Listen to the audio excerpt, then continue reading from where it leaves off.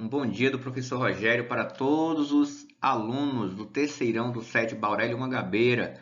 Vamos para a nossa primeira aula de biologia hoje. Minha primeira aula aqui com os finalistas do colégio, né? Gente, eu estreiei como professor numa turma de terceiro ano. Então eu lembro, né? Isso foi em 2004. Eu lembro que foi a primeira turma que eu encontrei, né? Que tinha lotação para mim. E eu fiquei bem nervoso, né? Porque eu queria começar turma de sexta série, na época não era ano ainda, né? Eu queria começar com sétima série. Estreiei logo no terceiro ano do ensino médio. E entrei com muito medo, mas por incrível que pareça, foi uma das melhores turmas que eu tive, que eu lembro muito, muito até hoje. Então eu gosto muito de turmas do terceiro ano, ok? E espero que a gente dê bastante certo no decorrer deste ano. Gente, nosso conteúdo de hoje, não quero prolongar o vídeo, a gente vai iniciar o livro sobre o primeiro capítulo que fala sobre reprodução humana e desenvolvimento embrionário. Hoje eu não explanarei todo o conteúdo do capítulo. Nós teremos alguns conceitos com aula de introdução. Então vamos lá. Primeiramente eu vou definir reprodução com vocês. Reproduzir significa gerar descendentes, gerar filhos. Então o que mantém os seres vivos ao longo do tempo é a reprodução. E nosso primeiro conceito de hoje é gametogênese. Gente, para ficar fácil vocês entenderem, eu acredito que a maioria aqui saiba que o primeiro livro da Bíblia é o livro de Gênese. Então, Gênese significa o quê? Origem, fala lá da criação, né, do homem, do universo, do planeta. Então, gameta é o quê? Gameta são as células reprodutoras. Então, gametogênese significa o quê? A origem dos gametas, como é que ocorre, como é que é gerado esses gametas, tá? Como é que é gerado o espermatozoide, é o que vamos ver hoje, e como é que é gerado o óvulo. Então, como gametas são dois, então existem dois tipos de gametogênese. Existe a espermatogênese e existe a ovogênese. Vamos começar com a espermatogênese. Então, gênese é a origem dos espermatozoides. Então, onde é que ocorre a espermatogênese? Ela ocorre nos testículos, exatamente nos tubos seminíferos que ficam dentro dos testículos. Então, quem produz os espermatozoides são os testículos. Acredito que até aqui não é nenhuma novidade para vocês. Etapas da espermatogênese. Olha só, existem, gente, dois tipos de reprodução celular.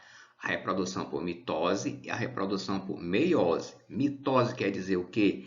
Que a célula mantém a sua mesma quantidade de cromossomos que ela tinha anteriormente. Gente, todas as células do nosso corpo, com exceção das células sexuais, quer dizer, as células da nossa pele, do nosso sangue, dos nossos órgãos, todas se reproduzem por mitose. Então, todas mantêm a mesma quantidade de cromossomo de material genético da célula anterior. A meiose, ela só acontece com as células reprodutivas, para a formação das células reprodutivas.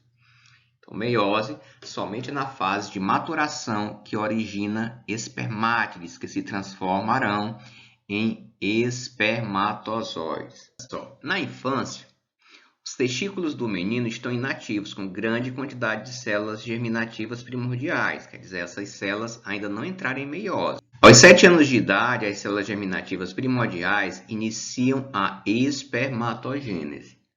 Espermatogênese é uma sequência de eventos pelos quais as células germinativas primitivas se transformam em espermatozoide. Tem início na puberdade, quando o organismo começa, a produzir altos níveis de hormônio, que no caso do hormônio masculino é a testosterona, e vai até a velhice. Então o homem não para de produzir espermatozoides. Vamos ver o esquema da gametogênese masculina, que a gente chama de espermatogênese. Então, primeiro tem as células germinativas, que a gente chama elas de espermatogônias, ok? Então, elas se multiplicam várias vezes através de mitose, quer dizer, mantém a mesma quantidade de cromossomos da célula anterior, que lhes originaram. Em outro momento, gente, ainda vou falar melhor sobre a questão dos cromossomos, tá? Então, a espermatogônia, ela mantém suas mitoses, o que é isso? Suas divisões celulares mantendo a mesma quantidade de cromossomos da célula anterior, tá? Aí tá aí, ó, uma célula gerou duas. Lembrando que a primeira é 2N. Gente, quando é 2N, quer dizer que ela tem um total de cromossomos. No caso da espécie humana, somos um total de 46 cromossomos. Tá? Nós recebemos 23 cromossomos do nosso pai e 23 cromossomos da nossa mãe. Então, olha só, essas células ainda estão com seus totais, que são as espermatogônias. Depois, ó, essa célula ela vai aumentar de tamanho, ela vai ganhar mais energia. Para quê? Para que aconteça um novo processo, né? Após esse período de crescimento, que daí vem a meiose, quer dizer, então ela não vai manter mais a mesma quantidade de cromossomos que tinha anteriormente, os 46. Ela vai dividir, quer dizer, cada célula, ao invés de ficar com 46, vai ficar com 23 cromossomos. Então, cada uma com 23. Então, a gente vai chamar essas duas células aí de espermatócitos 2. E no final aí, ó, cada espermatócito vai gerar duas espermátides com 23 cromossomos, né? São N. N é 23, 2N é 46. E depois elas vão se desenvolver, tá? E formar os espermatozoides. Quer dizer, uma única célula germinativa gerou 4 espermatozoides. Esse processo nós chamamos de formação de espermatozoides de espermatogênese. Explicando novamente o esqueminha da espermatogênese. Olha só, portanto, cada espermatócito primário diploide quer dizer 2N, 46 cromossomos, que participa da espermatogênese, origina ao final do processo 4 espermatozoides haploides. Haploides quer dizer que vem depois da meiose, né? Ele não tem mais o total de 46 cromossomos, ele já tem a metade, que dá quanto? 23. Isso justifica o grande número de espermatozoides encontrados no esperma, em cada ejaculação, com um número oscilante entre 300 a 500 milhões. Tem mais do que a população do Brasil, de brasileiros. Então, durante a ejaculação, os espermatozoides são propelidos ao longo dos vasos deferentes e uretra, e são misturados com secreções provenientes das vesículas seminais, próstatas e glândulas uretrais. Lembrando, gente, que desses milhões de espermatozoides aí que são expelidos no momento da ejaculação, somente algumas centenas deles, muito poucos, conseguem sobreviver ali, né, até uns 3. Tem alguns estudiosos que dizem que pode ficar até 5 dias lá no interior, né, lá nas tubas uterinas femininas. Ovulogênese. Olha só, como eu falei, existe a produção de gameta masculino, como também existe a produção de gameta feminino. A produção de gameta feminino nós chamamos de ovulogênese ou ovogênese, certo? Sequência de eventos através dos quais as células germinativas primitivas, denominadas ovogônias, se transformam em ovócitos maduros. Tem início antes do nascimento e termina após a maturação sexual. Vamos falar agora da gametogênese feminina. Como é que é produzido a célula reprodutora feminina, que nesse processo chamamos de ovulogênese ou ovogênese. Então, primeiro de tudo, gente, a mãe dessa célula, a célula germinativa, ela é chamada de ovogônia. Então, ela ainda é uma célula 2N, quer dizer, ela tem um total de cromossomos de qualquer outra célula do nosso corpo, 46. Então, uma ovogônia gera 2 ovogônias. Aí, o que vai acontecer depois disso?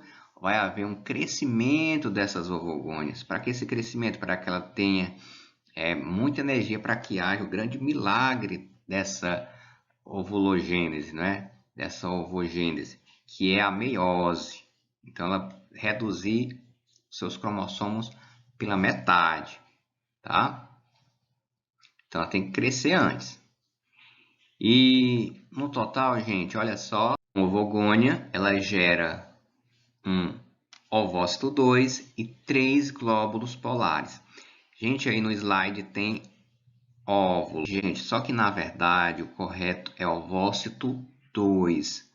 Somente gera óvulo se esse ovócito 2 ele for fecundado pelo espermatozoide, tá bom? Então todo mês, né, após a puberdade, quando ocorre a ovulação, que tem a maturação dessa célula sexual, é jogado lá para a tuba uterina para esperar o espermatozoide o ovócito 2. Então ele só é óvulo a partir do momento que ele é fecundado pelo espermatozoide. Então, gente, vocês perceberam que é diferente, né? Uma espermatogônia gera 4 espermatozoides, enquanto uma ovogônia gera somente um ovócito 2 ou um óvulo, né? Se for fecundado. E 3 glóbulos polares, esses são estéreis, o corpo depois absorve, tá?